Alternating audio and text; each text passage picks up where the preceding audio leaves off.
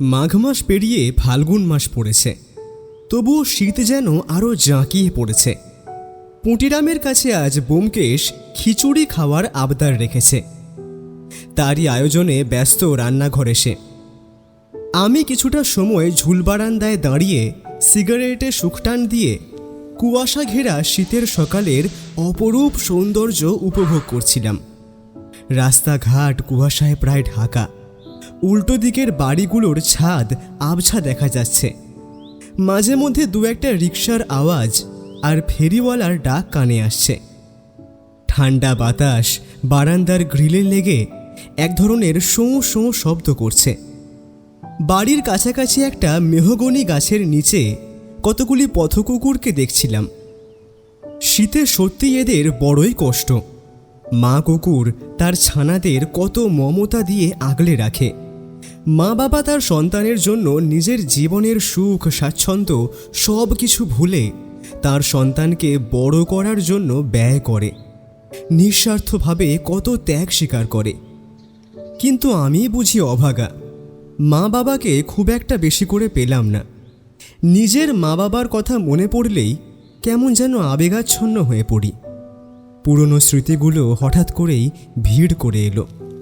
বাবার গম্ভীর গলা আর মায়ের হাতের ছোঁয়া সবই যেন আজ অনেক দূরের কথা বলে মনে হয়।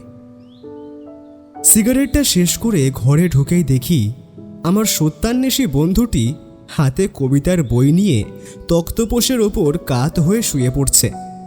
আমি ভাবলাম, রহস্য সন্ধানী কি এবারে সত্যি সত্যি কবি হয়ে উঠল নাকি? কি হে বন্ধু, আজ কি পড়ছো? প্রেম নাকি বিরহ? বিদ্রোহ। বিদ্রোহ? কবিতার এই লাইনগুলোর মধ্যে একটা অদ্ভুত জোর আছে, শোনো।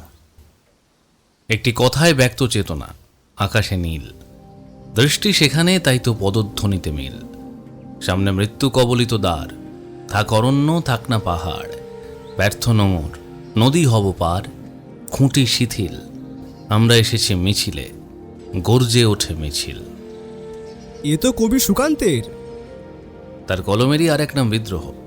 এই ধরনের লেখায় সমাজের আসল ছবিটা ফুটে ওঠে। ব্যোমকেশ আরও কিছু বলতেই যাচ্ছিল, তখনই দরজায় কড়া নাড়ার শব্দ শোনা যায়। আমি দরজার দিকে এগোতেই দেখি একজন মধ্যবয়স্ক ব্যক্তি, বেশি লম্বা নয়, একটি বিশালাকায় ভুঁড়ি বিদ্যমান, গৌরবর্ণ সুশ্রী মুখে হালকা গোঁফ রয়েছে। পরনের ধুতি পাঞ্জাবিও বেশ দামি মনে হচ্ছিল, আর পায়ে চামড়ার জুতো। ভদ্রলোকের কপালে চিন্তার ভাঁজ স্পষ্ট। তিনি বারবার নিজের রুমাল দিয়ে মুখ মুছছিলেন। কাকে চাই? ব্যোমকেশ বাবু আছেন? আসেন, আসুন ভেতরে। ব্যক্তিটি ভেতরে ঢুকতেই আমরা খুব ভালোভাবে তাকে পর্যবেক্ষণ করতে থাকি। বইটা বন্ধ করে সামনের টেবিলে রাখে ব্যোমকেশ। ব্যোমকেশের চোখ দুটো তীক্ষ্ণ হয়ে উঠল। সে ভদ্রলোকের প্রতিটি নড়াচড়া লক্ষ্য করছে। আপনার পরিচয়টা? আগে আমি আদিত্য নারায়ণ ভট্টাচার্য, হুগলি জেলার ভট্টাচার্য রাজবংশের বর্তমান উত্তরাধিকারী। হুগলি জেলার বৈঁচির রাজা কৃষ্ণনারায়ণ ভট্টাচার্যের নাম শুনেছেন নিশ্চয়ই। তিনিই আমার পূর্বসূরি। কৃষ্ণনারায়ণ ভট্টাচার্য মানে বৈঁচি গ্রামে কৃষ্ণ মন্দির যিনি তৈরি করেছেন? হ্যাঁ, ওনার কথা ইতিহাসে পড়া আছে। হ্যাঁ, একদম তাই। এ তো সৌভাগ্য আমার, রাজবংশের পদধূলি পড়েছে আমার বাড়ির চৌকাঠে। কিন্তু এই অসময়ে হঠাৎ কি মনে করে? আসলে আমি মহা বিপদে পড়েই আপনার কাছে এসেছি। আপনার একটু সাহায্য চাই। বিপদ? কি বিপদ? রাজপরিবারের বিপদের কথা তো সচরাচর শোনা যায় না। আমাদের পুরনো যে রাজবাড়িটা আছে সেটা আমরা ভেঙে ফেলার সিদ্ধান্ত নিয়েছি। কারণ পুরনো দিনের রাজবাড়ি খুবই বিপজ্জনক। যদিও অনেক পর্যটকেরা আসেন সেই পুরনো রাজবাড়ি দেখতে, কিন্তু সমস্যাটা গিয়ে দাঁড়ায় আমাদের ওই রাজবাড়িটার যিনি পর্যবেক্ষক ছিলেন নাড়ু কাকা, তিনি আচমকাই উধাও হয়ে গেছেন। তার কয়েক মাস আগে নাড়ু কাকার মেয়েও নিখোঁজ হয়ে যায়। থানায় জানিয়েছি, কিন্তু এখনও তাদের কোনো সন্ধান পাইনি। পুলিশ তদন্ত করছে বটে, কিন্তু এখনো কোনো সূত্র পাওয়া যায়নি। বাড়িটা ভাঙার কাজও আটকে আছে এই কারণেই। সে কি, একেবারে নিখোঁজ? তারা থাকতেন কোথায়? থাকতেন তো পুরনো রাজবাড়িতেই। আসলে ভুলটা আমারই। ওই রাজবাড়িটা ভেঙে ফেলার শুধু একটাই কারণ নয়, আরও কারণ আছে।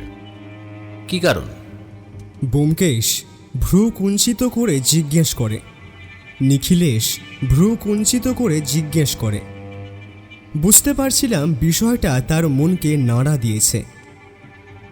ঠাকুরদার সময় থেকে শুনেছি যে ওই রাজবাড়িতে প্রায় 100 বছরের পুরনো নাকি একটি অষ্টধাতুর কৃষ্ণমূর্তি আছে, যার মূল্য আনুমানিক বর্তমান বাজারে প্রায় 2 কোটি টাকা। আমি এই মূর্তি সম্বন্ধে শুধু এটুকুই জানি যে এই কৃষ্ণমূর্তি প্রতিষ্ঠা করেছিলেন স্বয়ং সম্রাট আকবর। অষ্টধাতুর কৃষ্ণমূর্তির সঙ্গে রাধারানী নেই। 14 পুরুষ ধরে এই অষ্টধাতুর পুজো হয়েছে হুগলি জেলার বৈচি গ্রামে। সারা বছর এই মূর্তি পূজিত হলেও দোল পূর্ণিমায় পুজোর সময় মাটির মূর্তি তৈরি করে তার সামনে রাখা হয়। আকবরের সময় তৈরি হওয়া সেই মন্দির আর অবশিষ্ট নেই, রয়েছে শুধু পাথরের চৌকাঠটি। পরবর্তীকালে পুনরায় মন্দির তৈরি করে আমাদের ভট্টাচার্য পরিবার। বামদেব এসে প্রতিষ্ঠা করেন পঞ্চমুণ্ডির আসন। বৈচিগ্রাম দক্ষিণপাড়া ভট্টাচার্য বাড়ির কৃষ্ণমূর্তি সম্রাট আকবরের প্রতিষ্ঠা করা এই চৌকাঠের পাথর থেকে সাধক বামাখ্যাপা প্রতিষ্ঠা করেন পঞ্চমুণ্ডি আসন। ভট্টাচার্য পরিবারের বর্তমান কর্তা হিসেবে আমি চাই সেই পুরনো মূর্তি উদ্ধার হোক। সেই মূর্তি না থাকায় দীর্ঘ 40 বছর ধরে রীতি অনুযায়ী বংশ পরম্পরায় স্থানীয় কামারবাড়ির পটুয়া দিয়ে ঠাকুর তৈরি করা হয় ঠাকুর দালানে।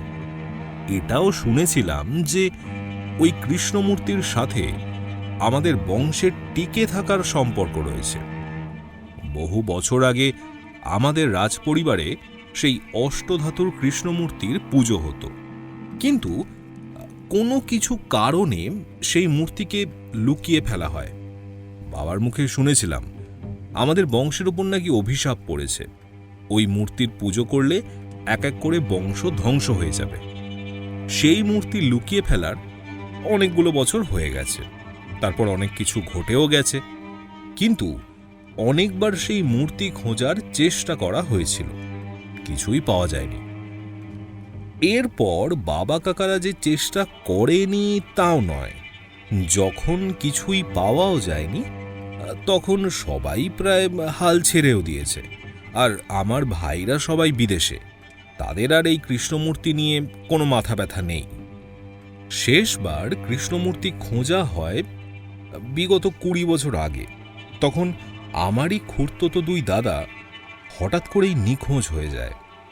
পরে তাদের মৃতদেহ রাজবাড়ির নাট মন্দিরে পাওয়া যায়। সেই থেকেই মূর্তি খোঁজা বন্ধ হয়ে যায়। এরপর গত 1 মাস আগে যখন এই রাজবাড়ি ভেঙে ফেলার সিদ্ধান্ত নেওয়া হয়, তখন নাড়ু কাকার মেয়ে মিনু বলে যে এই রাজবাড়িতে নাকি সত্যি কৃষ্ণমূর্তি আছে, আর সেটা খুঁজে না বের করেই রাজবাড়ি ভেঙে ফেলা ঠিক নয়। ও অনেকবার চেষ্টা করেছিল বোঝানোর, কিন্তু আমি বিশ্বাস করিনি। গত 1 মাস আগে ও আচমকা নিখোঁজ হয়ে যায়। তারপর আচমকাই নাড়ুও নিখোঁজ। নাড়ু কাকার ছেলে মোহন মিনু আর নাড়ু কাকাকে অনেক খোঁজার চেষ্টা করে, কিন্তু পায়নি। ওই মূর্তিটার জন্য আমাদের পরিবারে অনেক অঘটন ঘটেছে। আমি চাই এইবার অন্তত মূর্তির কোনো হদিশ মিলুক। এই অষ্টধাতুর গল্পটা কি সত্যি? সত্যি বলতে আমি নিজেও এর সত্যতা জানি না, সবই পুরনো লোককথা, কিন্তু নিখোঁজ হওয়ার ঘটনাগুলো তো মিথ্যে নয়। যতদূর মনে হয় শেওড়াফুলির রাজা থাকাকালীন হুগলি নদীর তীরে ব্যবসা বাণিজ্য হতো, সেখানে অনেক ব্যবসায়ী বসতিও স্থাপন করেছিল। কৃষ্ণনারায়ণ ভট্টাচার্যের অনেক ইতিহাসও আছে, যদিও গুপ্তধন বা কৃষ্ণমূর্তি থাকলেও থাকতে পারে। ঐতিহাসিক তথ্যের উপর ভিত্তি করে কোনো সিদ্ধান্ত নেওয়া মুশকিল, তবে সম্ভাবনা পুরোপুরি উড়িয়ে দেওয়া যায় না। কিন্তু সেই গুপ্তধন বা কৃষ্ণমূর্তি কোথায় কোনো হদিশই তো নেই। আমার এসবে বিশ্বাস নেই। তাহলে আমাকে কি করতে হবে? আপনি শুধু এইটুকু করুন যে আদেও কি কোনো গুপ্তধন আছে ওই রাজবাড়িতে, সেটাই উদ্ধার করতে হবে। মূর্তিটা থাকলে তা উদ্ধার হোক, আর না থাকলে এই ভুল ধারণার অবসান হোক। মিনু আর নাড়ুবাবু তাদের নিখোঁজ হওয়াটা? না, সেটা আপনাকে কিছু করতে হবে না। আপনি শুধু রাজবাড়িতে গুপ্তধন আছে কিনা সেটাই উদ্ধার করুন, আর এর জন্য আপনাকে আমি নগদ 1000 টাকা পারিশ্রমিক দেব। 1000 টাকা? হ্যাঁ, আমি শুধু চাই এই হত্যালীলা বন্ধ হোক। গুপ্তধন সত্যিই থাকলে তা উদ্ধার হোক। আর যদি উদ্ধার করতে না পারি? আমার বিশ্বাস আপনি এর সত্যতা উদ্ধার করতে পারবেন, আর যদি নাও পারেন তবু আপনার পারিশ্রমিক সেটাই থাকবে, আর এই আপনার অগ্রিম।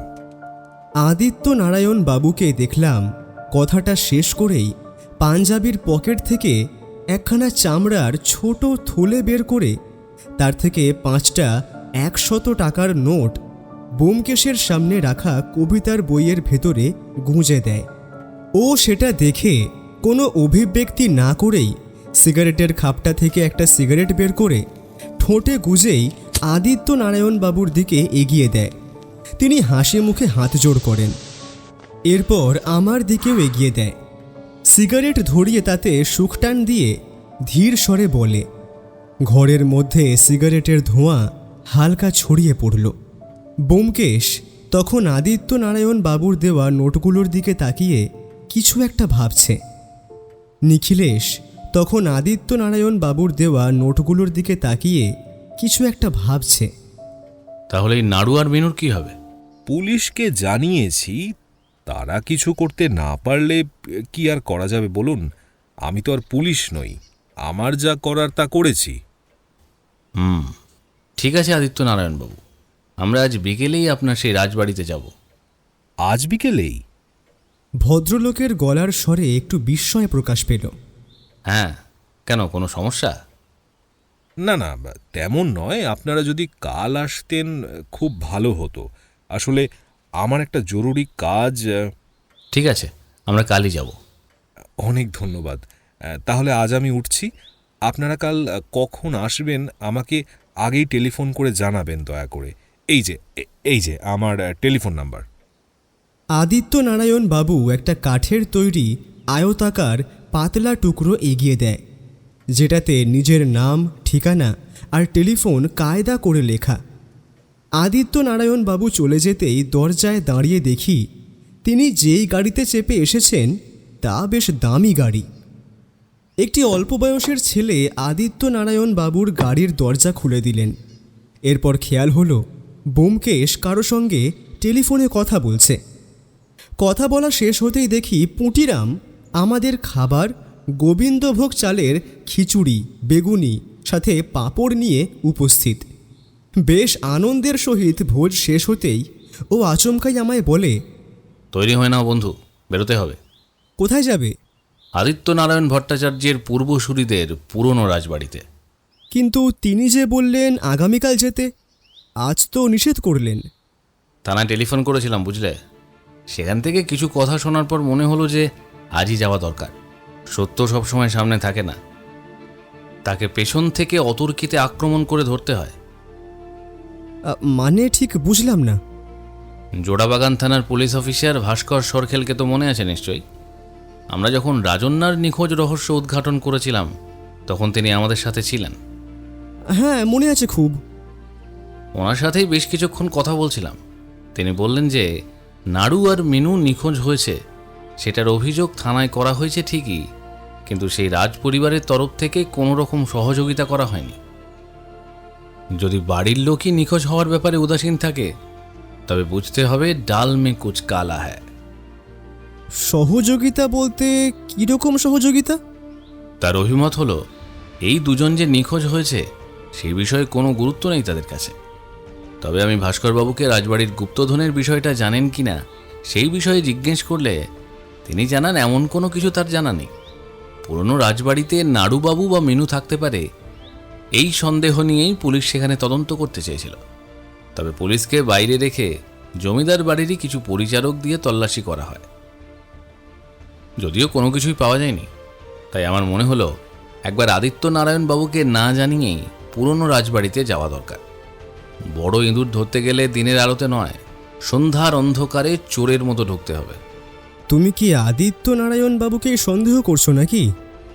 ঠিক তা নয়, তবে আমার যেন বিষয়টা ঠিক কেমন লাগছে। চলো বেরোনো যাক, সাথে টর্চটা নিয়ে নিও। রহস্যের অন্ধকারে এক টুকরো আলোই হতে পারে আমাদের সবচেয়ে বড় হাতিয়ার। এরপর আমি আর ব্যোমকেশ কৃষ্ণনারায়ণ ভট্টাচার্যের পুরনো রাজবাড়ির উদ্দেশ্যে বেরিয়ে পড়ি। আমার বন্ধুটি বোধ করি কিছুটা অনুমান করেছিল, হতে পারে গুপ্তধনের লোভে নাড়ু আর মিনুকে এই আদিত্য নারায়ণ বাবুই সরিয়ে দিয়েছে। কিন্তু সমাজের চোখে নির্দোষ প্রমাণ করার জন্য হয়তো থানায় অভিযোগ করেছে, আবার ওর কাছেও সহযোগিতা নিচ্ছেন। তদন্ত শুরুর আগেই আমার এক অদ্ভুত রকম লাগছিল। হুগলির সেই পুরনো রাস্তা দিয়ে যখন ট্যাক্সি ছুটছিল, তখন দুপাশে শ্যাওলা ধরা পুরনো সব অট্টালিকা আমাদের স্বাগত জানাচ্ছিল। আকাশটা আজ মেঘলা, যেন প্রকৃতিও এক শোকের পরিবেশ তৈরি করেছে।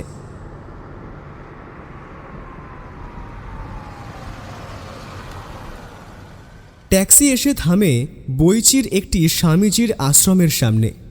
না, আমাদের কোনো আশ্রমে যাওয়ার উদ্দেশ্য নেই। আসলে সামনে রাস্তার উপর স্বামীজির ভক্তরা পদযাত্রা করছেন।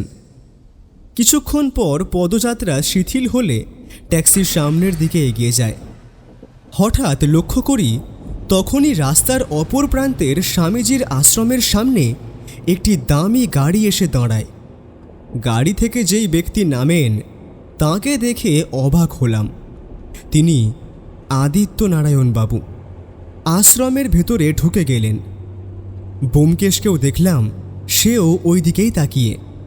কিন্তু ও আর সে প্রসঙ্গ না তোলায় আমিও কিছু বললাম না। ভদ্রলোকের জরুরি কাজ কি তবে এই আশ্রমে, নাকি ধর্মের আড়ালে তিনি অন্য কোনো পাপ ঢাকতে এসেছেন? এরপর আমরা রাজবাড়ি এসে পৌঁছই। 1851 থেকে 1854 সালের মধ্যে এই রাজবাড়ি নির্মাণ হয়েছিল। এটিকে রাজবাড়ি বলা হলেও এটা সাধারণত ঠাকুর বাড়ি বা ঠাকুর বাটি নামে পরিচিত। এই রাজবাড়ির দুটি অংশ উত্তর ও দক্ষিণে। দক্ষিণ অংশেই সাধারণত বিভিন্ন সামাজিক অনুষ্ঠানের জন্য ভাড়া দেওয়া হয়, এছাড়াও অফিস রয়েছে। কিন্তু উত্তর অংশটায় ব্যবহারের অযোগ্য অবস্থায় পড়ে রয়েছে। বিশালাকার এই রাজবাড়ির সত্যি দৃষ্টি আকর্ষণ করে, সাথে অনেক রোমাঞ্চকর অনুভূতিও হয়। বিশাল সিংহ দরজাটা জং ধরে লাল হয়ে গিয়েছে, দেওয়ালের প্লাস্টার খসে খসে পড়ছে, যেন কোনো বৃদ্ধ মানুষ তার চামড়া হারাচ্ছেন। চারপাশের জঙ্গলে বুনো ফুলের গন্ধ আর ভিজে মাটির গন্ধে এক অদ্ভুত ভৌতিক পরিবেশ তৈরি হয়েছে। ট্যাক্সি ছেড়ে দিয়ে সামনে এগিয়ে যাই। উত্তর দিকের রাজবাড়ির দিকে পা বাড়াতেই দেখতে পাই যে কয়েকজন লোক দাঁড়িয়ে আছেন, আর সামনে একটি টিনের মধ্যে লেখা ভেতরে প্রবেশ নিষিদ্ধ। আমরা ধীরে ধীরে এগিয়ে যাই সেই রাজবাড়ির দিকে। কি অপরূপ সেই রাজবাড়ির ভেতরের দৃশ্য! চারিদিকটা ঘুরে ঘুরে দেখতে বেশ লাগছিল। পায়রার দল বাসা বেঁধেছে আনাচে কানাচে, বট পাকুড়ের চারা উঠেছে দেওয়াল বেয়ে। গাড়ি বারান্দা, আয়নের কলাম, ঢালাই লোহা দিয়ে ফটক তৈরি, সবটাই অপরূপ সুন্দর। ভেতরের সবচেয়ে আকর্ষণীয় বৈশিষ্ট্য হল চাঁদনি বা নাট মন্দির। একটি আবৃত অঙ্গন 30 ফুট 120 ফুট পরিমাপের। রয়েছে বিশালাকার জলাধার। নাট মন্দিরের থামগুলো আজও সেই আভিজাত্যের সাক্ষ্য দিচ্ছে, কিন্তু মেঝের ওপর পুরু ধুলোর আস্তরণ আর যত্রতত্র ছড়িয়ে থাকা ভাঙা কাঁচ বলে দিচ্ছে এখানে দীর্ঘদিন কোনো উৎসবের প্রদীপ জ্বলেনি। কোনো অতৃপ্ত আত্মা যেন আজও এখানকার অন্ধকারে ফিসফিস করে কথা বলছে। এখন কেউ নেই, চলো আমরা এখন অবাধে সেখানে বিচরণ করতে পারবো। রাজবাড়িটার ভেতরে ঢোকার গোপন রাস্তা খুঁজতে হবে। এত বড় অট্টালিকায় নিশ্চয়ই এমন কোনো কানাগলি আছে যা সাধারণ মানুষের নজরে পড়ে না। যেতে তো হবেই, গুপ্তধন রহস্য বলে কথা। গুপ্তধন না হোক, রহস্য তো কিছু আছেই। মূর্তির চেয়েও জীবনের রহস্য অনেক সময় বেশি মূল্যবান হয়ে দাঁড়ায়। ব্যোমকেশের এমন গাম্ভীর্যপূর্ণ কথা শুনে একটু অবাকই হলাম। গাড়ি থেকে নেমেই ও হন হন করে সামনের দিকে হেঁটে যায়। সে যেন কোনো এক অমোঘ আকর্ষণে মূর্তির দিকে নয়, কোনো এক সত্যের দিকে এগিয়ে চলেছে। তুমি একাই এমনভাবে যাচ্ছ যেন এর আগে কতবার এসেছো, নাকি তোমায় রাজা কৃষ্ণনারায়ণ ভট্টাচার্য বলে গিয়েছেন যে গুপ্তধন কোথায় রেখে গিয়েছেন? আসলে আমি দেরি করতে চাইছি না, কিছুক্ষণ পরেই অন্ধকার নেমে আসবে। তাই অন্ধকারে অপরাধী যতটা সজাগ হয়, আমরা ততটাই অসহায় হয়ে পড়ি। যা, এ কি! রাজবাড়ির দরজা তো বন্ধ, তবে আর ভেতরে যাব কিভাবে? এদিকে তো সন্ধ্যাও হয়ে আসছে। আর তখনই হঠাৎ নজরে পড়ে কেউ একজন রাজবাড়ির চাতালের ওপর দিয়ে দৌড়ে গেল। ব্যোমকেশ চারিদিকটা একবার দেখার জন্য দৌড়ে যায়। কিছুক্ষণ পর ও এসে হাঁপাতে থাকে। তার কপালে চিন্তার রেখাগুলো আরও গভীর হয়েছে। সে যেন ঠিক চোখের আড়াল হওয়ার আগে এক ঝলক কিছু একটা দেখেছে। কি হলো? অমন ছুটে গেলে যে? ভেতরে কেউ আছে, চোখের আড়াল হয়ে গেল। কি? বাইরে থেকে দরজা বন্ধ, তা ভেতরে কে থাকবে? না, আমি স্পষ্ট দেখেছি, কালো রঙের চাদর মোড়া। এমনও তো হতে পারে কোনো চোর ঢুকেছে কিন্তু বেরোতে পারেনি, এবারে বাইরে আসার জন্য দরজা খুঁজছে। হ্যাঁ, সেটাও হতে পারে। আমাদের তো তাহলে সাহায্য করা উচিত। চোর হোক বা অন্য কেউ, এই রহস্যের জট খুলতে তাকে আমাদের প্রয়োজন। ধুস, চোরকে বাইরে বেরোতে সাহায্য করবে কে না কে? তার থেকে চলো ফিরে যাই। আকাশের দিকে তাকিয়ে দেখেছো অন্ধকার যে ঘনিয়ে এসেছে? সেটাই ভাবছি, কিন্তু ভেতরে ঢোকার গোপন রাস্তা যদি পেতাম। সত্যিই কি কোনো সুড়ঙ্গ আছে যা সরাসরি গর্ভগৃহে গিয়ে মেশে?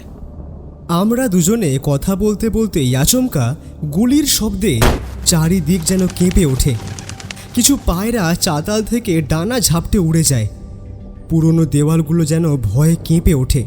আর তখনই রাজবাড়ির ছাদ থেকে কালো চাদর মুড়ি দেওয়া একটা মাঝবয়সী ছেলের মৃতদেহ নিচে এসে পড়ে। আমরা এই দৃশ্য দেখে হতভম্ব হয়ে যাই। খুন! রক্তের একটা সরু ধারা সেই ধুলো মাখা মেঝের ওপর ছড়িয়ে পড়েছে। ছেলেটার চোখ দুটো খোলা, যেন মরার মুহূর্তেও সে কোনো ভয়ঙ্কর দৃশ্য দেখেছে। আমি বললাম না ভেতরে কেউ আছে? এই ছেলেটার কথাই তো বললাম। শিকারি যখন শিকারে বেরোয় তখন সে চিহ্ন রেখেই যায়। আমাদের এক্ষুনি এখান থেকে বেরোতে হবে, তাড়াতাড়ি চলো। আমাদের এই মুহূর্তে ফিরে যাওয়া ঠিক নয়।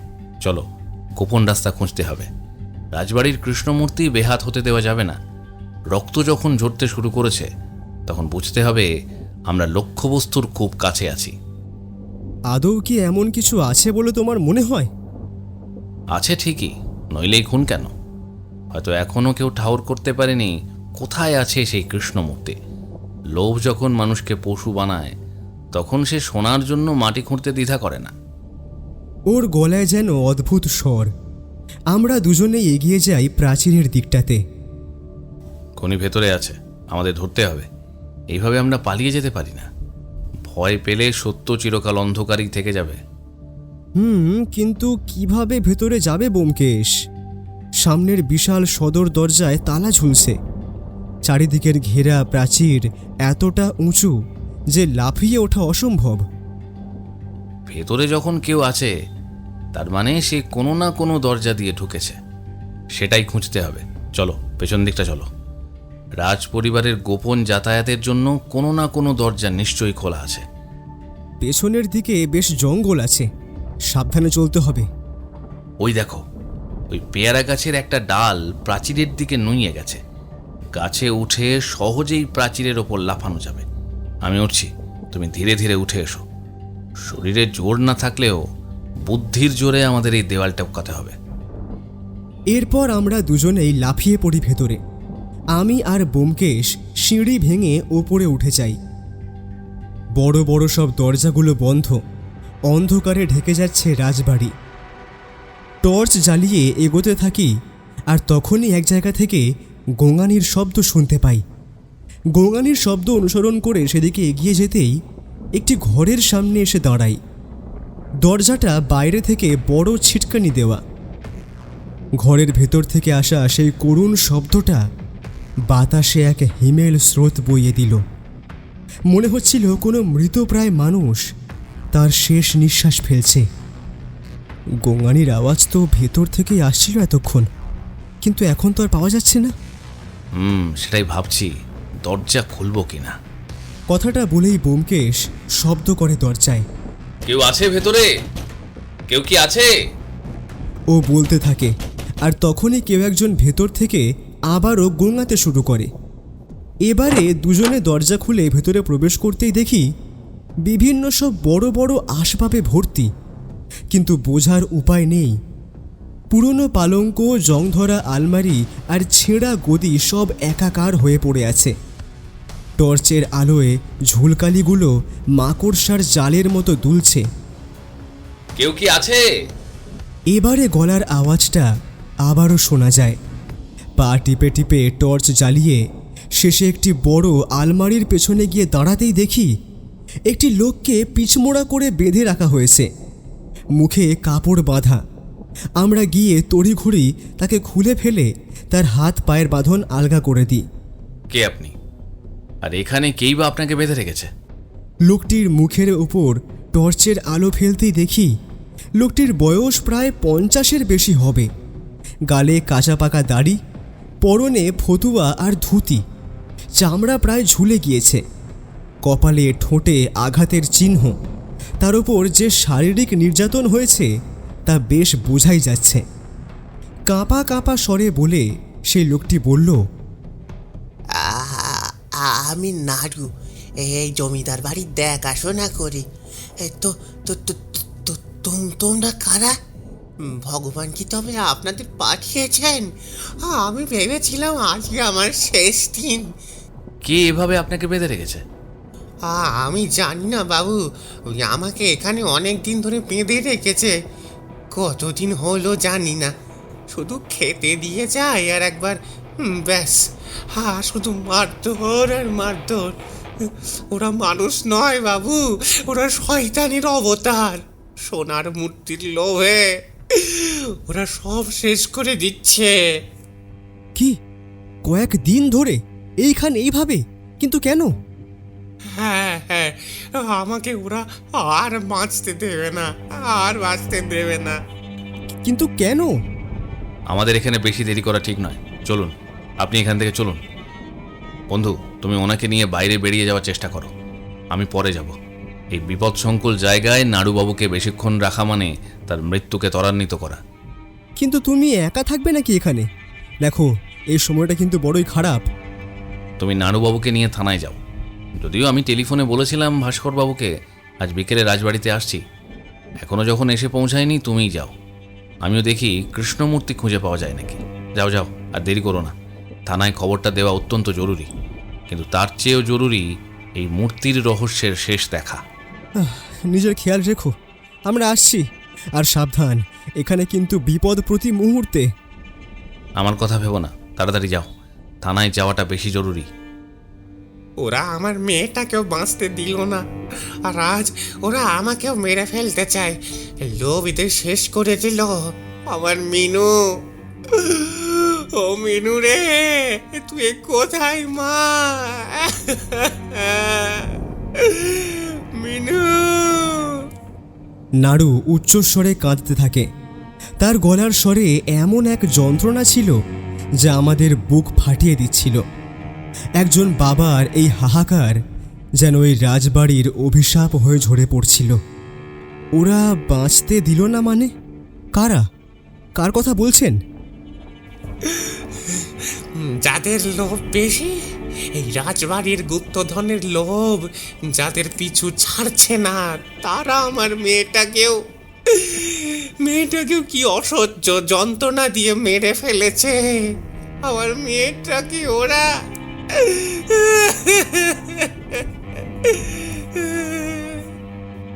সেটাই তো জানতে চাইছি, কারা? এমন সময় আমাদের পেছনে কারো এসে দাঁড়ানোর উপস্থিতি অনুভব করি। পেছন ফিরতে দেখি আমার মাথার পেছন দিকে একজন রিভলভার ঠেকিয়ে দাঁড়িয়ে রয়েছে। তার হাতের রিভলভারটা ঠান্ডায় বরফের মতো আমার ঘাড়ে ঠেকেছে। আমি বুঝতে পারলাম এক চুল নড়াচড়া করলেই আমার খুলি উড়িয়ে দেবে সে। ছেলেটির খুব একটা বয়স না, মুখ সহ মাথা চাদরে ঢাকা আর পরনে ফারের কোট, তাই চেনার উপায় নেই। কিছুক্ষণ পর আরও একজন ব্যক্তি এগিয়ে আসতে থাকে। ব্যক্তির মুখটিও কাপড় দিয়ে ঢাকা থাকলেও বয়স অনুমান করা যায় প্রায় 50 ঊর্ধ্ব। পরনে সাদা রঙের পাজামা পাঞ্জাবি, হাতে বেশ দামি ঘড়ি। কি দরকার ছিল তোমাদের ভেতরে আসার? দেখুন, আমরা শুধু এই জায়গাটা দেখতে এসেছিলাম, আর কিছুই না। আপনারা শুধু শুধু আমাদেরকে নিয়ে ঝামেলা করছেন। শুধু দেখতে এলে তো কিছুই বলতাম না, কিন্তু তোমরা তো অনেক কিছু দেখে ফেলেছো বাছাধন। এখন তো আর তোমাদের ফিরতে দেওয়া যাবে না। সাক্ষী যারা থাকে তাদের ঠিকানা শ্মশানেই হয়। হ্যাঁ, ঠিকই বলেছেন, অনেক কিছুই দেখে ফেলেছি। নাড়ুকে অপহরণ, বাইরে একটি ছেলের নিষ্প্রাণ দেহ পড়ে আছে, সেটাও নিশ্চয়ই আপনারাই করেছেন। আর নাড়ুর মেয়ের সাথেও না জানি কী করেছেন। এত কিছু দেখার পর তো আপনার বিষয়েও আমাদের জানতে ইচ্ছে হচ্ছে মশাই। কেন এত রক্ত ঝরাচ্ছেন? এক টুকরো ধাতুর জন্য কি জীবনের কোনো দাম নেই? কি বাইরে কার দেহ পড়ে আছে? কোনো ছেলে? মানে ও তো আমার ছেলে। আমার খোঁজে এসেছিল, আমায় বলে গেল ও আমায় ঠিক এখান থেকে বাঁচিয়ে নিয়ে যাবে, আর ওকেও আর বাঁচতে দিল না। হায় ঈশ্বর! আর কত রক্ত ঝরবে!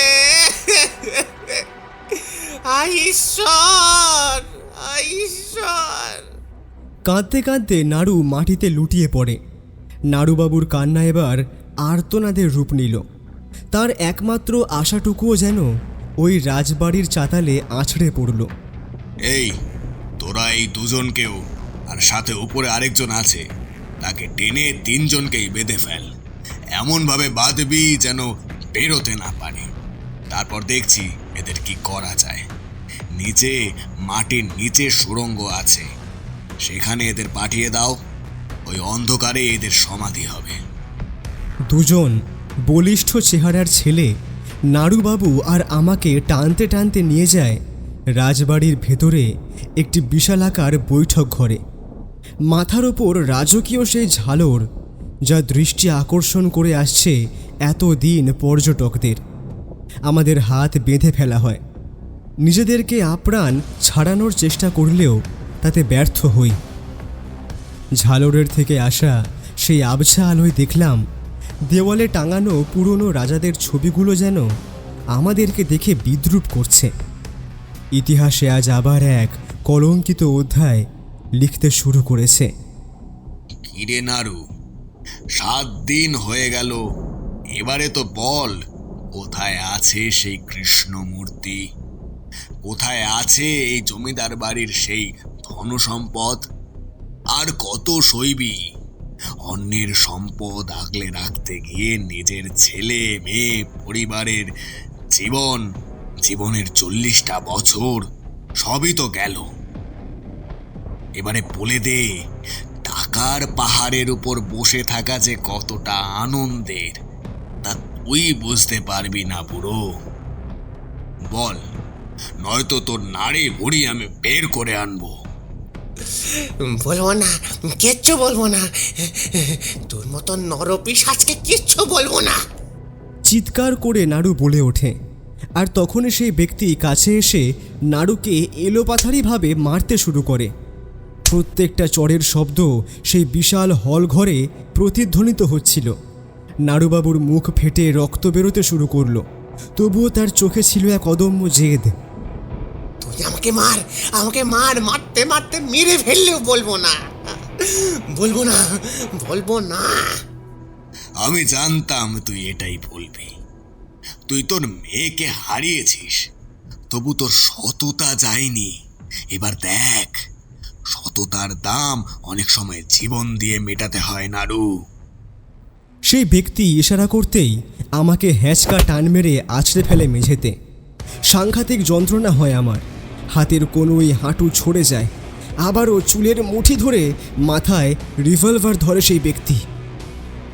এবারে যদি তুই মুখ না খুলিস তাহলে আরো একটা প্রাণ যাবে। আপনি কিন্তু অনেক বড় ভুল করছেন। আপনার লোভ কতগুলো প্রাণ নিয়ে চলেছে সেটা ভেবে দেখেছেন? আপনি ভাবতেও পারছেন না আপনার জন্য কি শাস্তি হতে পারে। আপনার বিচার হবেই, বিচার হবেই আপনার। আমার শাস্তি? উচ্চস্বরে হেসে ওঠে সেই ব্যক্তি। সেই হাসিতে কোনো আনন্দ ছিল না, ছিল শুধু পৈশাচিক উল্লাস। আমি কে সেটাই কেউ জানবে না তো শাস্তি কিসের। আর কে জানাবে পুলিশকে? তোরা বেঁচে ফিরলে তো এই অন্ধকার ঘরটাই তোদের শেষ ঠিকানা। এখানে সূর্যের আলো ঢোকে না, মানুষের গলাও পৌঁছায় না। আমার গলার কাছে ছুরিটা এবারে শক্ত করে ধরতেই কিছুটা ছড়ে যায়। আমার গলা শুকিয়ে আসছিল। ব্যোমকেশকে এখনও টের পাইনি? ওকে তো দুজনে টেনে আনতে গেছে, কিন্তু এখনও নামছে না কেন? ওর আবার কিছু হলো না তো? নাড়ু কাঁদো কাঁদো স্বরে বলতে শুরু করে, বলছি বলছি আমি বলছি, আমাকে ক্ষমা করে দিস মা। তোর কথা রাখতে পারলাম না মা। তুই নাই, আমি চাই না আর একটা মানুষের জীবন চলে যাক। আমাকে আমাকে আজ বলতেই হবে রে। এই কৃষ্ণমূর্তি যদি কোনো ভুল মানুষের হাতে চলে যায় তাহলে এই বংশ ধ্বংস হয়ে যাবে। সেজন্যই তাকে লুকিয়ে রাখা ছিল। কৃষ্ণমূর্তির সাথে এই পরিবারের টিকে থাকার সম্পর্ক। পাপের টাকাই কেনা সম্পদ কখনো কারো মঙ্গল করে না বাবু। ওই বিগ্রহের গায়ে বংশের রক্ত লেগে আছে। নাড়ু কাঁদতে কাঁদতে উচ্চস্বরে বলতে থাকে। আর ঠিক তখনই একটি বড় ফুলদানি আছড়ে পড়ে সেই ব্যক্তির হাতে। হাতে লাগতেই রিভলভারটা পড়ে যায়। আর তখনই নাড়ু রিভলভারটা হাতে তুলে নিয়ে সেই ব্যক্তির দিকেই তাক করে। সেই ব্যক্তি ভয় পেয়ে গেলেও নাড়ুর হাত থেকে রিভলভার ছিনিয়ে নেওয়ার চেষ্টা করে। ওদের মধ্যে টানা হ্যাচড়ায় আচমকায় গুলি বেরিয়ে যায়। আর তৎক্ষণাৎ মাটিতে লুটিয়ে পড়ে নাড়ু। নাড়ু আর্তনাদ করে মাটিতে লুটিয়ে পড়তেই সারা মার্বেল পাথরের মেঝেতে রক্তের বন্যা বয়ে যায়। এইবারে ব্যোমকেশ আছড়ে পড়ে সেই ব্যক্তির ঘাড়ে। ওদের দুজনের হাতাহাতিতে সেই ব্যক্তির হাত থেকে রিভলভারটা পড়ে যায়। আর একটি ছেলে রিভলভার তোলার জন্য যেই এগিয়েছে, ঠিক তখনই আমিও সেই ছেলেটির বুকে সজোরে লাথি দিতেই সে আর্তনাদ করে পড়ে যায়। হাতাহাতির জন্য মুখ থেকে চাদর সরে যেতেই ব্যক্তির আসল রূপ বেরিয়ে আসে। আরে, আপনাকে তো বেশ চেনা লাগছে, কিন্তু কোথায় দেখেছি? আমার বুঝতে বাকি থাকে না যে এই ছেলেটিকে আমি কোথায় দেখেছি। চেনা চেনা লাগছে, কিন্তু কিভাবে? অজিত, আমি কিন্তু এই ছেলেটাকে চিনি না। তুমি কোথায় দেখেছো? সেই ব্যক্তির মুখের চাদর সরতেই আমার মনে পড়ে যায় এই ছেলেটি আসলে কে। আমাদের বাড়িতে এসেছিল তো সেদিন। আমাদের বাড়িতে? কবে? যেদিন আদিত্য নারায়ণ বাবু আমাদের বাড়িতে গিয়েছিলেন। আপনাকে চেনা চেনা মনে হচ্ছে, কিন্তু চরিত্রে যে আকাশ পাতাল তফাৎ তা আপনার এই কীর্তি বলে দিচ্ছে। কিন্তু আদিত্য নারায়ণ বাবু তো একাই এসেছিলেন আমাদের বাড়িতে। হ্যাঁ, তিনি ভেতরে একাই ঢুকেছিলেন ঠিকই, তবে সেদিন যখন তিনি বাইরে বেরিয়ে আসেন, বাইরে বেরিয়ে দেখেছিলাম এই ছেলেটি আদিত্য নারায়ণ বাবুর গাড়ির দরজা খুলে দিচ্ছিল। ব্যোমকেশ ভ্রু কুঞ্চিত করে সেই ছেলেটির দিকে তাকিয়ে থাকে। তারপর সেই মধ্যবয়স্ক ব্যক্তিটির দিকে তাকায়। তাহলে আপনিও নিশ্চয়ই চেনা হবেন। আপনি কে? ও কথাটা বলেই সেই মধ্যবয়স্ক ব্যক্তিটির দিকে এগিয়ে গিয়েই সজোরে মুখে বেঁধে রাখা চাদরটি সরিয়ে ফেলতেই প্রকট হয় সুদর্শন কার্তিকের মতন একটি মুখমণ্ডল। যদিও আমি এনাকে চিনতে পারি না, কারণ আদিত্য নারায়ণ বাবুর পরিবারের কারোর সাথেই কোনো কথা বা সাক্ষাৎ হয়নি। তুমি কি চেনো এই সুদর্শন কার্তিককে? ব্যোমকেশেরও সেই ব্যক্তিকে দেখেই কার্তিকের নামটাই মনে পড়ল। কি মিল আমাদের চিন্তাভাবনার, একেবারে হরিহর আত্মা। না না, আমি ঠিক চিনতে পারলাম না। আপনি আদিত্য নারায়ণ বাবুর কেউ হন নাকি? ব্যোমকেশ আর আমাদের কথোপকথনের মাঝেই কথায় কথায় দুই বলিষ্ঠ চেহারার ছেলেগুলো এতক্ষণ জড়বস্তুর মতন ওই অনেকটা থামগুলোর মতন আমাদের ঘটনাগুলো দেখছিল। এবারে সেই ব্যক্তির কথা শুনে তারা এগিয়ে আসে, ওকে দুহাত দিয়ে দুদিকে টেনে ধরে। সে নিজেকে ছাড়াবার অনেক চেষ্টা করে, কিন্তু তার কোনো লাভই হয় না। 250 বছরের রাজবাড়ির ভেতরে তখন চলছে এক ভয়ঙ্কর পরিস্থিতি, যা বাইরের জগতের সকলের অজানা। ব্যোমকেশের হাত থেকে রিভলভার ছিনিয়ে নেয় সেই ব্যক্তি। ওর চশমাটা একপাশে ঝুলে পড়েছে, তার কপালে সামান্য ক্ষতের দাগ। লোকগুলো তাকে জানোয়ারের মতো চেপে ধরেছে। এবার আর অপেক্ষা নয়, এবারে একেবারে জমের দুয়ারে যাবি তোরা দুজন। গুরুদেবের আদেশ তো আমাকে মানতেই হবে। গুরুদেবকে আমি চিন্তা একদম করতে না বলেছি। এর আগে 7 জনের যা হয়েছে, তোদেরও ওই একই হাল হবে। না না, কাকপক্ষী তো টের পাবে না তোদের বডি কোথায় গেল। তোদের লাফড়া মিটিয়ে দিয়ে আমি আজ গুপ্তধন খুঁজে বের করেই ছাড়ব। মানচিত্রটা আমার কাছেই আছে। এই, এদের ওই ইদারায় ফেলে দিয়ে আয়, আর তাড়াতাড়ি কর। সেই দুজন ছেলে ব্যোমকেশকে টানতে টানতে নিয়ে যেতে গেলে আমিও আমার কনুই দিয়ে সোজা ছেলেটার বুকে ঘুষি মারতেই সে আর্তনাদ করে ওঠে। আর ছুরিটা কেড়ে নিয়ে সেই ছেলেটাকে সজোরে লাথি মারতেই সে গিয়ে ওই ব্যক্তির পায়ের কাছে পড়ে। আর সকলের নজর সেই দিকে পড়তেই ও সেই ব্যক্তির হাত থেকে রিভলভারটা ছিনিয়ে নেওয়ার চেষ্টা করে, কিন্তু অসাবধানতাবশত শূন্যে বেরিয়ে যায় আর গিয়ে ঝালরে লাগানো মোটা দড়িতে লাগে। আর তখনই ঝালরটা দীর্ঘক্ষণ দ্রুত কাঁপতে থাকে। সারা রাজবাড়ি কাঁপতে থাকে, যেন এক বিরাট ভূমিকম্প শুরু হয়েছে, এখন সব ভেঙে পড়বে। আর ঠিক তখনই চকিতেই ঝালরটা নিচে নেমে আসতে থাকে। আমরা সবাই সরে গেলেও সেই ছেলেটি মেঝেতে পড়ে যাওয়ায় মাথায় চোট পায়, তাই তাড়াতাড়ি সে উঠতে পারে না। আচমকা ঝালরটা তার মাথার উপর এসে পড়তেই সে আর্তনাদ করে লুটিয়ে পড়ে। অত বড় ঝালর এসে পড়তেই সেই ব্যক্তির পোষা গুন্ডারা দৌড়ে পালিয়ে যায়। এবারে সেই ব্যক্তিও পালিয়ে যেতে যায়, কিন্তু পারে না। আমি আর ব্যোমকেশ তাকে এলোপাথারিভাবে মারতে মারতে সেই ব্যক্তি জ্ঞান হারায়। মারধর করলেও সেই ব্যক্তি নিজের নামটা পর্যন্ত বলে না। সেই ঘরে গিয়ে দেখি দুই দিকে দুইটি ছেলে অচেতন অবস্থায় দুদিকে পড়ে আছে, শরীর থেকে রক্ত ঝরছে। সেই ব্যক্তির পাঞ্জাবির পকেট হাতড়ে একটা কাগজ বের করে, আর সেটা খুলতেই একটা মানচিত্র নজরে পড়ে। এটা কি তাহলে সেই গুপ্তধন সন্ধানের রাস্তা? চলো, অহেতুক সময় নষ্ট করে লাভ নেই, দেখি যদি কিছু পাই। কোথায় যাচ্ছ আবার? কৃষ্ণমূর্তির খোঁজে। সেটা কি আদৌ আসে নাকি? মনে তো হচ্ছে আছে।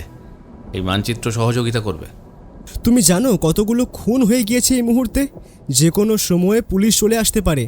আমাদেরকে এখান থেকে বেরোতে হবে, চলো জলদি। না, যেই মূর্তির জন্য একের পর এক খুন হয়েই চলেছে, এবারে সেই মৃত্যুর বন্যা বন্ধ হওয়া দরকার। আর নয়, সেই সম্পদ আমাদের উদ্ধার করতেই হবে। আর তাছাড়া পুলিশকে তো আসতেই হবে, আমি তো আগেই তাদের জানিয়েছি। কি বলছো কি? এমনভাবে বলছো যেন গুপ্তধনের সন্ধান তোমার জানা। এসোই না। আমার বন্ধুটি কথাটা বলেই এক ঝলক মানচিত্রে চোখ বুলিয়েই একটি সরু সিঁড়ি দিয়ে উপরে উঠতে থাকে। অগত্যা আমিও ব্যোমকেশকে অনুসরণ করি। ও ঢুকে যায় এক বিরাট বড় হল ঘরে। এই ঘরের দেওয়ালে এখনও সব রাজ আমলের বড় বড় ছবি ঝুলানো রয়েছে। চারিদিকে সাদা কাপড়ে ঢাকা সব আসবাব। ও মানচিত্র খুলে আলোয় খুঁজতে থাকে, টর্চ জ্বালিয়ে মানচিত্রটা ভালো করে দেখতে থাকে। এই মানচিত্রে ঠিক কোথায় গুপ্তধন আছে সেটা নির্দিষ্ট করা থাকলেও সেই পর্যন্ত পৌঁছানোর রাস্তা নেই। এইখানে দেখো অজিত, সিঁড়ি দিয়ে উঠে এই ঘরটা, তারপর এই ঘর থেকে অন্য কোথাও যাওয়ার রাস্তা নেই। তারপর আবার একটা রাস্তা এই ঘরের বাইরে দেখানো হয়েছে, কিন্তু এই রাস্তাটা কোথা থেকে বেরোলো সেটা বোঝা যাচ্ছে না। আমিও তো তাই দেখছি ব্যোমকেশ, মাথায় তো কিছুই কাজ করছে না। দাঁড়াও, মাথা কাজ করবে না মানে? করতেই হবে। এবারে এই জায়গাটা দেখো, এখানে মানচিত্রের এই জায়গাটা কালো রং, আর ডান দিকের জায়গাটায় কোনো রং নেই। আবার কয়েকটা তারা আঁকা, আবার এই দিকে একটা গোল চাঁদের ছবি আঁকা। ভাবতে হবে অজিত, প্রচুর ভাবতে হবে। ব্যোমকেশ তার পাঞ্জাবির পকেট থেকে সিগারেট বের করে আমার দিকে ধরে। আমিও একটা বের করে নিই।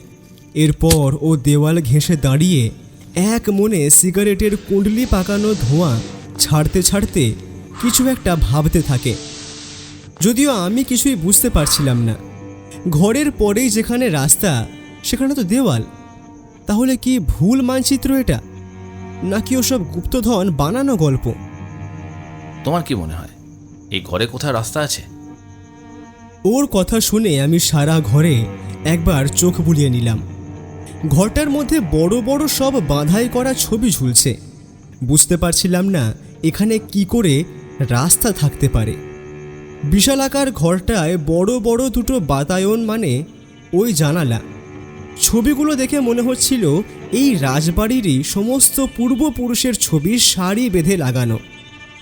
দেওয়ালে ঝুলিয়ে রাখা আছে ঢাল তরোয়াল, কিছু পশুর মাথা, যেমন বাঘ, হরিণ, হাতি। আর ঘরে যা আসবাবপত্র ছিল সবই সাদা চাদর দিয়ে ঢাকা। পুরনো দিনের সব দামি কাঠের তৈরি আসবাব। চলো গোপন রাস্তা খোঁজা যাক। চাদরগুলো সরিয়ে দাও দেখি। ব্যোমকেশের কথায় সমস্ত চাদরগুলো সরিয়ে ফেলতেই দেখি বিভিন্ন বড় বড় মূর্তি, একটি পালঙ্ক, দুটি সিংহ মুখওয়ালা কেদারা, তক্তপোষ, বিশাল বড় ফুলদানি, সুন্দর নকশা করা আয়না সবই আছে। আবার একটি বড় সিন্দুকও রয়েছে।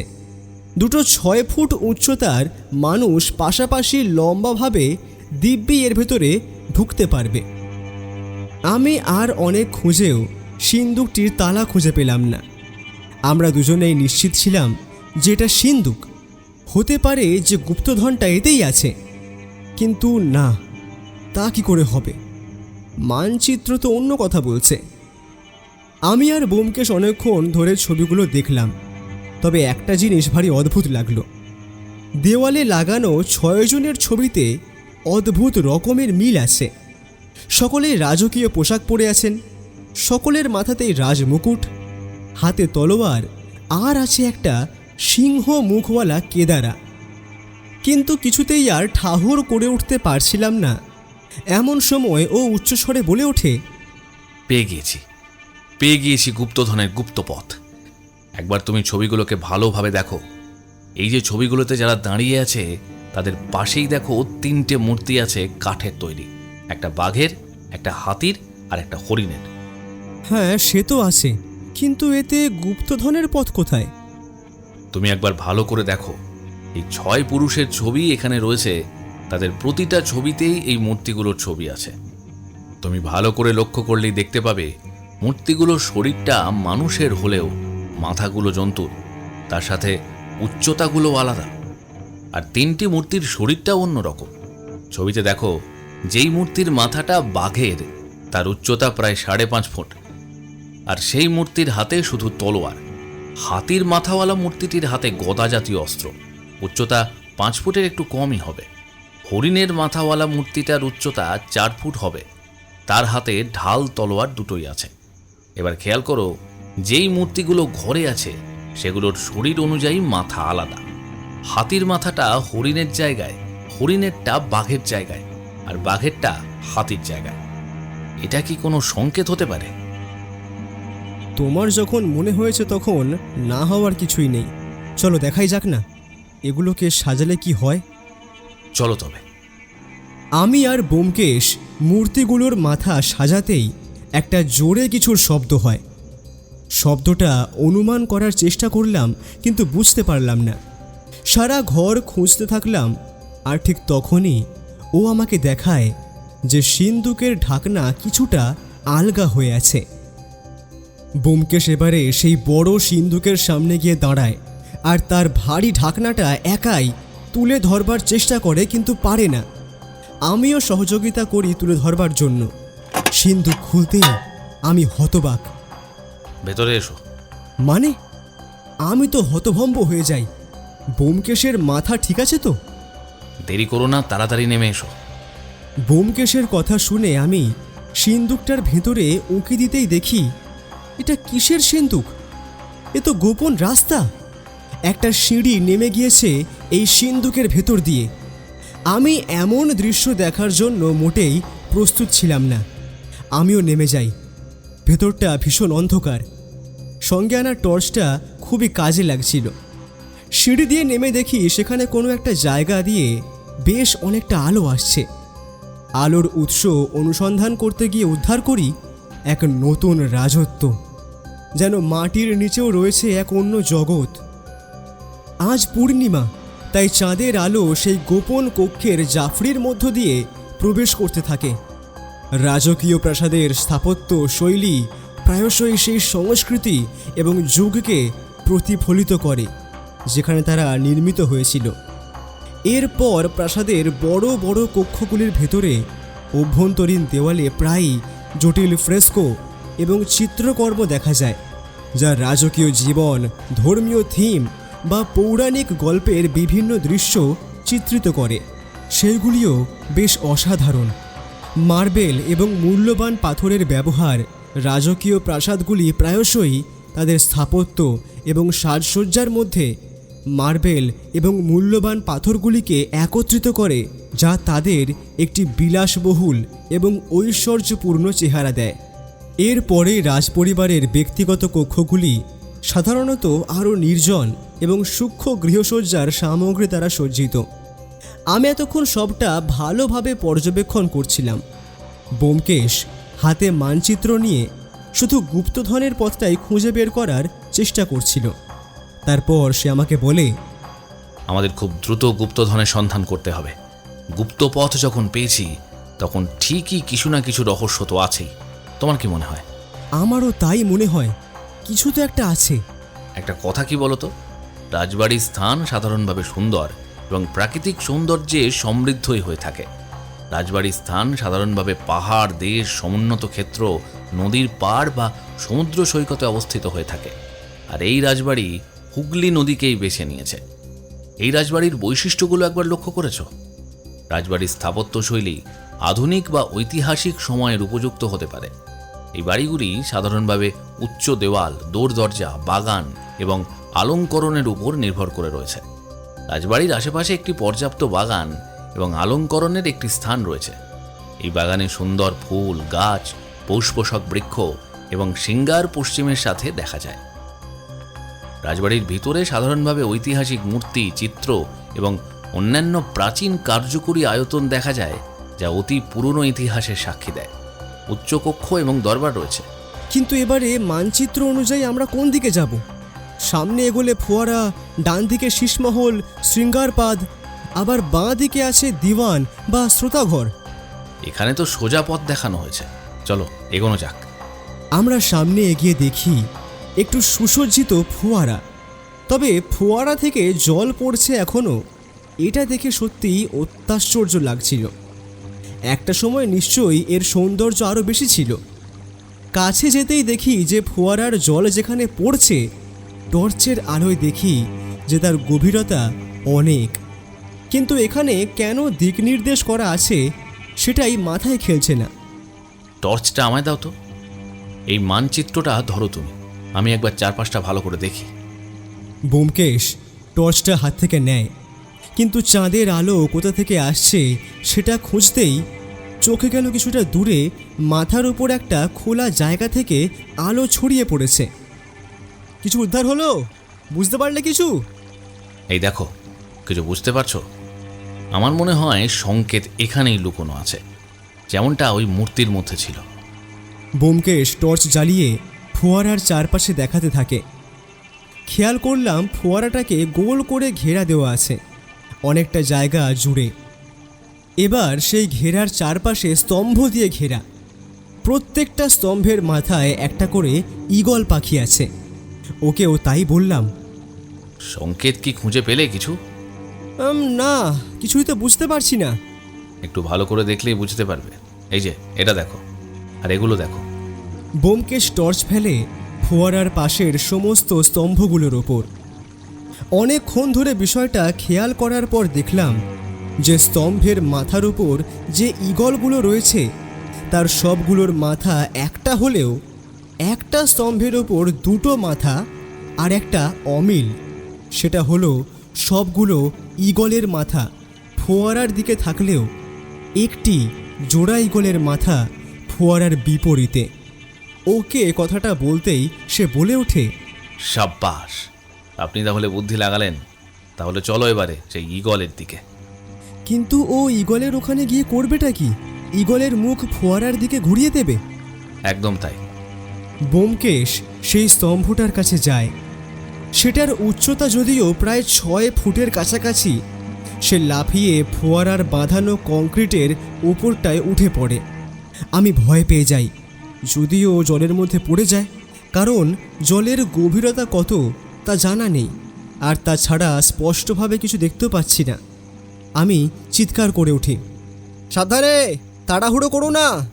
আমি ঠিক আছি, তুমি শুধু আলোটা ঠিক করে দেখাও। ব্যোমকেশ নিজের শরীরের সর্বস্ব শক্তি ব্যয় করে দেখছি সেই ঈগলটাকে ঘোরাবার চেষ্টা করছে, এবং অবশেষে সে সফল হয়। ঈগলের মুখ ফোয়ারার দিকে ঘোরাতেই ফোয়ারার জল পড়া বন্ধ হয়ে যায়, আর সেই জোড়া ঈগলের স্তম্ভ থেকে সোজাসুজি ফোয়ারা পর্যন্ত একটি সরু পাটাতন বেরিয়ে জুড়ে যায়। ও যখন ঈগলটাকে ঘোরাচ্ছিল তখনই একটা ঈগল ওর হাতে খুলে চলে আসে। যা, এটা আবার খুলে এলো কেন? আরে খুলে এসেছে যখন রেখে দাও না তোমার কাছে। তবে ফোয়ারাটা বন্ধ হয়ে গিয়েছে, আর ওই দেখো কিছু একটা নিচ থেকে উপরে উঠে এসেছে। ব্যোমকেশ যদিও ওর হাতে খুলে আসা ঈগলের মাথাটা নিয়ে ভাবছিল বলে পেছনে খেয়াল করেনি, যদিও চারিদিকে হালকা অন্ধকারে কিছুই নজরে পড়বার কথা নয়। আমার কথায় ব্যোমকেশ পেছন ফিরে তাকায়। আরে হ্যাঁ, তাই তো, আলোটা ঠিক করে ফেলো তো। আলোটা ফেলতেই দেখি যে একটি কাঠের মোটামুটি বড় একটা বাক্স ফোয়ারার মাথায় রয়েছে। সেটা নিচ থেকে উপরে উঠে এসেছে। ব্যোমকেশ যেই পাটাতনে উঠে সেই বাক্সটার দিকে এগোতে যাবে তখনই একটা গুলির শব্দ শোনা যায়। পেছন ফিরে দেখি সেই অচেনা ব্যক্তি, যার নাম এখনও আমরা জেনে উঠতে পারিনি। হাতে রিভলভার উঁচিয়ে তিনি বলছেন, ব্যাস, অনেক দূর করে ফেলেছ তোমরা, এবার সরে যাও তো দেখি। আমার এতদিনের পরিশ্রম সফল হতে চলেছে। গুপ্তধন পেয়ে গিয়েছি, এবার আমাকে বড়লোক হওয়া থেকে কেউ আটকাতে পারবে না। তোমাদের কাজ শেষ। সেই ব্যক্তি ব্যোমকেশকে উদ্দেশ্য করে গুলি ছুড়তেই সে আমার ওপর লাফিয়ে পড়তেই আমার হাতে থাকা মানচিত্রটা ফোয়ারার জলের মধ্যে পড়ে যায়। সেই ব্যক্তিও ছুটতে এসে ফোয়ারার কাছে দাঁড়িয়ে পাটাতনের ওপর উঠে দাঁড়িয়ে পড়ে। এবার আমাকে আর কেউ আটকাতে পারবে না। আমি এবারে গুপ্তধন পেয়েই যাব। 20 বছরের অপেক্ষার অবসান ঘটাবো। দেখুন, আপনি ভুল করছেন। আমার মনে হয় না এখনো গুপ্তধন পর্যন্ত আমরা পৌঁছাতে পেরেছি। নেমে আসুন, বিপদ হতে পারে। আমি কোনো কথা শুনতে চাই না। আমাকে আর মিথ্যে বলে লাভ নেই। কথাটা বলেই লোকটা সেই বাক্সটা তুলতে যায় সেখান থেকে, কিন্তু পারে না। বাক্সটা খোলারও চেষ্টা করে কিন্তু কিছুতেই খুলতে পারে না। একটা সময় সেই পাটাতনটা কেঁপে ওঠে। সেটা এতক্ষণে স্তম্ভ আর ফোয়ারার মধ্যে সাঁকোর কাজ করছিল। সেই ব্যক্তির বাকি দিকে কোনো ভ্রুক্ষেপ নেই। আপনি নেমে আসুন, এই জলে পড়ে যেতে পারেন আপনি। কথা শুনুন। ব্যোমকেশ অনেকবার চিৎকার করলেও লোকটি শোনে না। এবারে যেটা হয় সেটা দেখার জন্য আমরা মোটেও প্রস্তুত ছিলাম না। পাটাতনটা এক ঝটকায় কেঁপে উঠতেই সেই ব্যক্তি জলে পড়ে যায়। আমাকে বাঁচান, আমাকে বাঁচান। আমি সাঁতার জানি না। দয়া করে আমাকে বাঁচান, দয়া করে আমাকে বাঁচান। আপনাকে কতবার বোঝালাম, আপনি শুনলেন না। এতটা নিচে আপনি কিভাবে আপনাকে তুলবো বলুন তো? দাঁড়ান, চেষ্টা করছি। ব্যক্তিটি জলের মধ্যে বাঁচার জন্য আপ্রাণ চেষ্টা করতে থাকে। এবারে সজোরে কেউ বলে ওঠে তখনই, লোভে পাপ, পাপে মৃত্যু। কে কে ওখানে? আলোটা ফেলো। আলোটা ফেলতেই দেখি গেরুয়া বসন পরিহিত একজন মধ্যবয়স্ক ব্যক্তি, যার গলায় রুদ্রাক্ষ, কপালে বড় তিলক, পরনে নামাবলী। ধীরে ধীরে সামনে এগিয়ে আসে সে। হর হর মহাদেব। এই ব্যক্তিকে কেমন যেন চেনা চেনা লাগছে, কোথায় দেখেছি। ব্যোমকেশ খুবই ধীর স্বরে বলে। ফোয়ারার দিকে এগিয়ে যেতেই সেই গুরুজির হাতের টর্চটা জলে ফেলতেই সেই ব্যক্তি চিৎকার করে বলে, গুরুজি, আপনি এসেছেন? দেখুন, আমি গুপ্তধন উদ্ধার করে ফেলেছি, কিন্তু ওরা আমাকে আমাকে জলে ফেলে দিয়েছে। আমাকে বাঁচান গুরুজি। সেই গুরুজি আচমকাই তার কোমরের গোঁজ থেকে রিভলভার বের করেই সেই ব্যক্তির দিকে তাক করে গুলি চালায়। তৎক্ষণাৎ সেই ব্যক্তি নিস্তব্ধ হয়ে যায়, জলের গভীরে ডুবে যায়। হর হর মহাদেব। বিশ্বাসঘাতকদের কোনো ক্ষমা নেই। এই ব্যক্তি সেই ব্যক্তি না? রাজবাড়ির কাছাকাছি যে আশ্রম আছে, উনি সেই আশ্রমেরই মহারাজ মনে হচ্ছে। হ্যাঁ, ঠিক ধরেছ, কিন্তু এরা দুজন এখানে এলো বা কেমন করে? ও হো, আমরা তো মারাত্মক ভুল করেছি। তখন সিন্ধুকের দরজাটা বন্ধই করিনি, সেই পথ দিয়েই বোধহয় এরা এসেছে। ব্যোমকেশ বাবু, আপনি কৃষ্ণ মূর্তি উদ্ধার করুন। কথা দিচ্ছি, এর জন্য আপনি আমার থেকে প্রচুর উপহার পাবেন। আর যদি উদ্ধার না করি? তাহলে আজই শেষ দিন আপনার। মানচিত্র নেই, সেটা জলে পড়ে গেছে, মূর্তি উদ্ধার সম্ভব নয়। এই, বেশি চালাকি নয়। মূর্তি উদ্ধার করতে না পারলে এইখান থেকে যেতে পারবে ভেবেছ? কাকপক্ষীয় টের পাবে না কোথায় আছেন, তাই কথা না বাড়িয়ে তাড়াতাড়ি করুন। ব্যোমকেশ পাটাতনের উপরে উঠে দাঁড়িয়ে এগিয়ে যায় সেই ফোয়ারার উপর বাক্সটার দিকে। বাক্সটা দেখতেও অদ্ভুত, বেশ বড় ও সুন্দর, জটিলভাবে নকশা করা। বারবার ভুল করলে তার পরিণতি কি হতে পারে সেটা আর বলার অবকাশ রাখে না। এই বাক্সটা এমনি খুলবে না, একটু অন্য রকম তালা দেওয়া, চাবি লাগবে। বারবার ভুল করলেই বিপদ। আর তাছাড়া বাক্সটা বেশ ভারী। তাহলে চাবি খুঁজুন। বাক্স এখানে, চাবিও আশেপাশেই হবে। ব্যোমকেশ এবারে কি মনে হতেই হাতে থাকা ঈগলের মাথাটা বের করে পকেট থেকে। তারপর সেই বাক্সের চাবি লাগানোর জায়গায় সেই ঈগলের মাথার ঠোঁটটা গুঁজে দেয়, আর এতেই কাজ হয়ে যায়। বাক্সটার সাথে লাগানো আংটাটা খুলে যায়। ও দেখতে যায়, কিন্তু গুরুজি বাধা দেন। এখানে আনুন, আমি আগে দেখব। অগত্যা আমার বন্ধুটি নেমে এসে বাক্সটা গুরুজির হাতে দেয়, আর তখনই দুটো ছেলে আমার আর ব্যোমকেশের পেছনে রিভলভার ঠেকিয়ে দাঁড়ায়। গুরুজি বাক্সটা খুলতেই দেখি একটি অসাধারণ অষ্টধাতুর তৈরি কৃষ্ণ মূর্তি। আহারে, এই তো সেই কৃষ্ণ মূর্তি। পেয়েছি, আমি পেয়েছি। এতদিনের তপস্যা আমার সার্থক।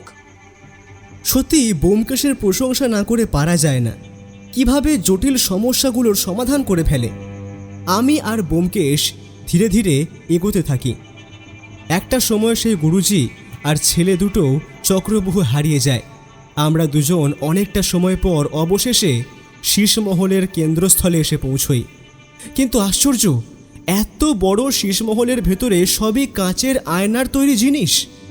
কাঁচের ফুলদানি, কাঁচের মূর্তি, কাঁচের সিংহাসন, কিন্তু সব কিছুর মাঝে একটি বড় অষ্টধাতুর শ্রীকৃষ্ণের মূর্তি।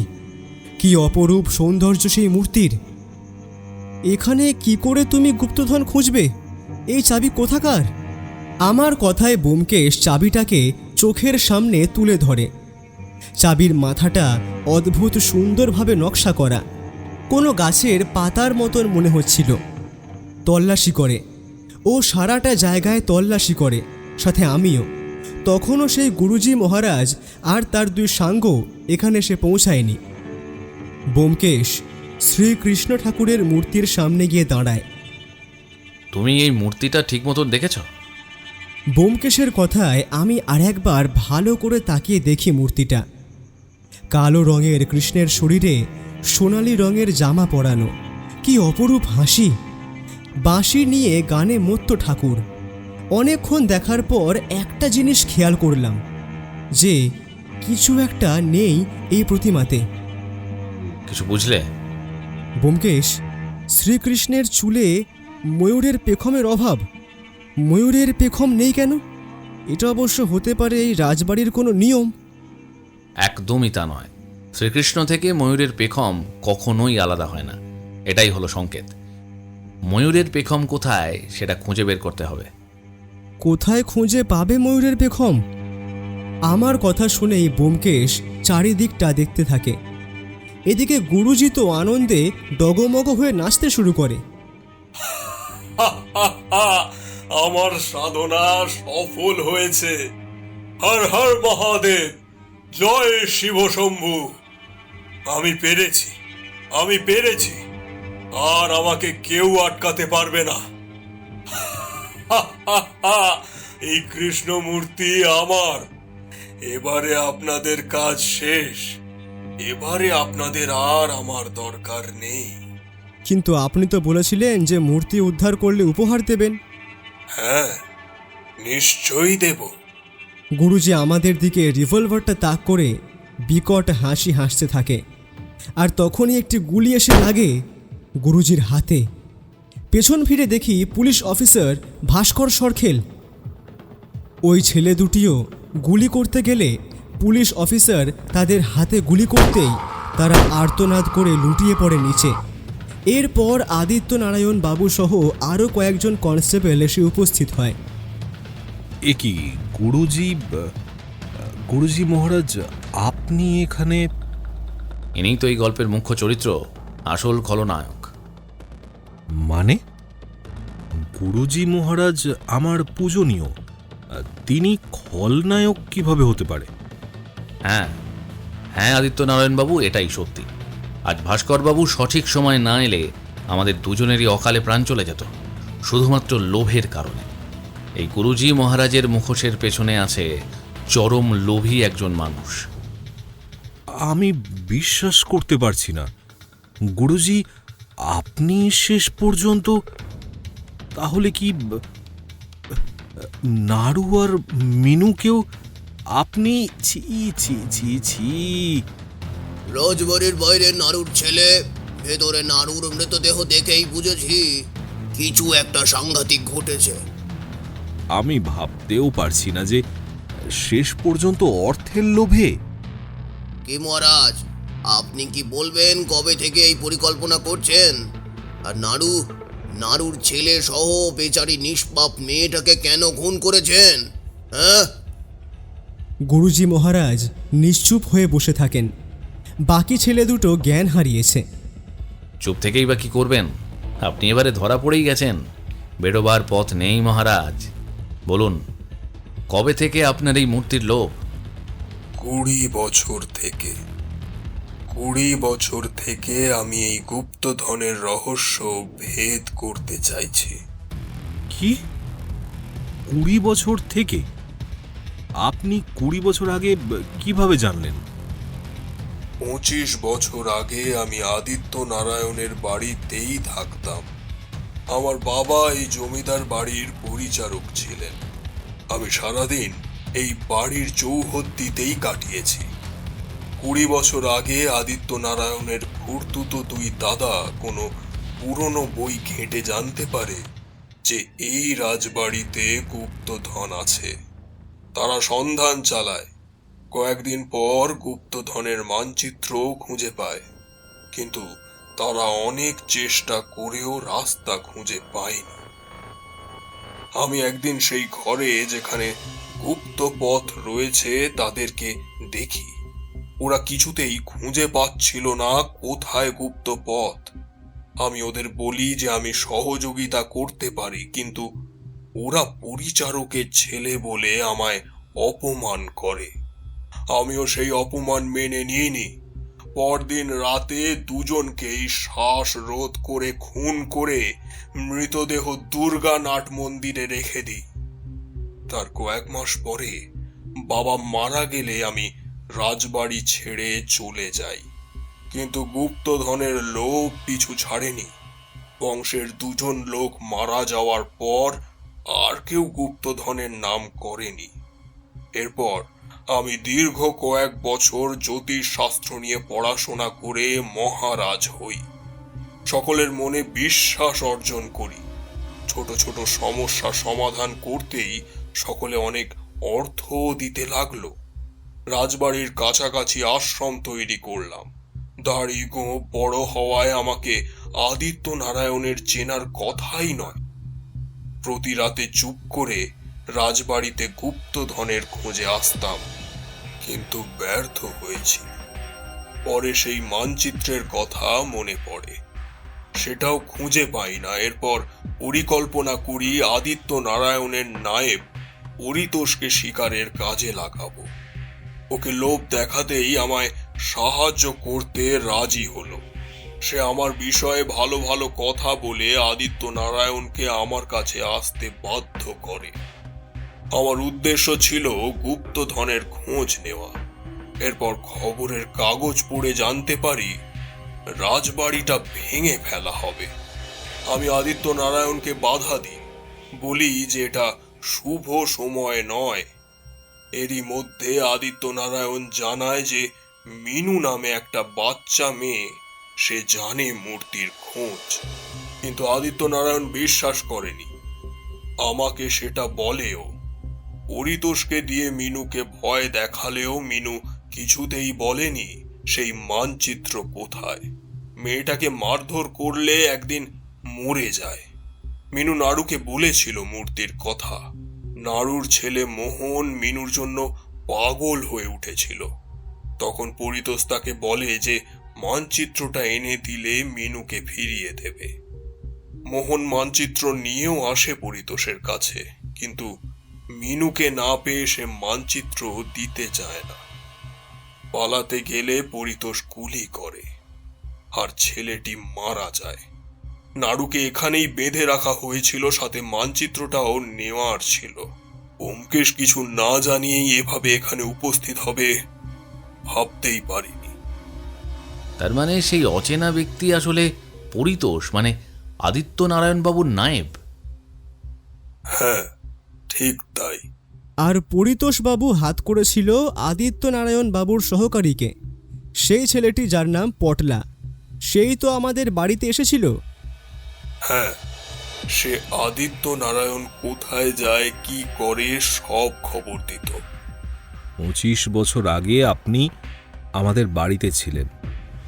দাদারা মারা যাবার পর আপনিও চলে যান, মানে প্রজ্ঞানন্দই কি প্রজ্ঞানন্দ মহারাজ, মানে সেই প্রজ্ঞান আর মহারাজ প্রজ্ঞানন্দ একই মানুষ? আমি ভাবতেও পারছি না। আচ্ছা, পরিতোষ বাবুকে আপনি গুলি করলেন কেন? সে তো আপনাকে সহযোগিতা করছিল। সে গুপ্তধনের লোভে স্বার্থপর হয়ে উঠেছিল। সেই খবর পটলা আমায় দিয়েছিল, আর তাই আমাকে না জানিয়েই মূর্তির সন্ধানে একাই নেমে পড়েছিল। সেজন্যই সুযোগের অপেক্ষায় ছিলাম। কনস্টেবল, এদের অ্যারেস্ট করুন। প্রথমে হাসপাতালে নিয়ে যেতে হবে। অফিসার, এই মূর্তির উপর কি আমাদের কোনো অধিকার নেই? আছে বই কি, সরকার নির্ধারিত শতাংশ অনুযায়ী পাবেন, কিন্তু আসল রহস্য তো এখনো উদ্ঘাটন হয়নি আদিত্যবাবু। মানে? আমরা সবাই রীতিমতো অবাক হয়ে যাই ব্যোমকেশের কথা শুনে। আগে এটা আসল মূর্তি নয়, আসল মূর্তিটা খুঁজতে হবে। ব্যোমকেশ কথাটা বলেই এগিয়ে যায় শ্রীকৃষ্ণের মূর্তির দিকে। এতক্ষণ আদিত্যবাবু সেটা হাতে নিয়ে দেখছিলেন। ও এগিয়ে গিয়ে শ্রীকৃষ্ণের মাথার পেছনে হাতে থাকা ঈগলের ডানা থেকে আলগা একটা পেখম তুলে শ্রীকৃষ্ণের পেছনে গুঁজে দিতেই অদ্ভুত শব্দ করে সকলের সামনে একটা দেওয়ালের কিছুটা জায়গা সরে যায়, সেখানে ফাঁকা হয়ে যায়। আমি তাকিয়ে দেখি এই ঈগলের ডানার মধ্যে ময়ূরের পেখমের মতন একটি ধাতব জিনিস ছিল।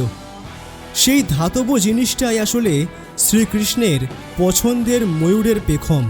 ফাঁকা জায়গাটায় উকি আমরা সকলেই প্রবেশ করতেই দেখি একটা 3 ফুট উচ্চতার শ্রীকৃষ্ণ মূর্তি। আর তার চারপাশে সব বাক্স প্যাটেরার সম্ভার। অর্থাৎ শুধু কৃষ্ণমূর্তি নয়, এখানে নির্ঘাত গুপ্তধনও আছে। এই ছোট মূর্তিটা আসলে বোকা বানানোর জন্য। তবে এই ছোট মূর্তিটা অষ্টধাতুর তৈরি। কিছু একটা খেয়াল করলেই বোঝা যায় শ্রীকৃষ্ণের মাথায় পেখম নেই। সত্যি ব্যোমকেশ, তোমার বুদ্ধির জবাব নেই। আসলে আসলে আমি জানিও না যে এই বংশের পুরনো কৃষ্ণমূর্তি ঠিক কত বড়। কোনো ছবিও দেখিনি বা বর্ণনাও শুনিনি। তাই হয়তো আমি এই মূর্তিতেই খুশি হয়ে যেতাম। ধন্যবাদ ব্যোমকেশ বাবু, আবারও একবার এক রহস্যের মোড়ক উন্মোচন করার জন্য ধন্যবাদ। ধন্যবাদ তো আমি বলবো, আপনি সঠিক সময়ে আমার প্রাণ বাঁচালেন যে। চলো ব্যোমকেশ, ফিরতে হবে তো। আপনার জন্য উপহার নিয়ে কাল আমি আপনার বাড়ি আসব। সবসময় সুস্বাগতম আদিত্যনারায়ণ বাবু, উপহার না দিয়ে এলেও সুস্বাগতম। চলো ফেরা যাক।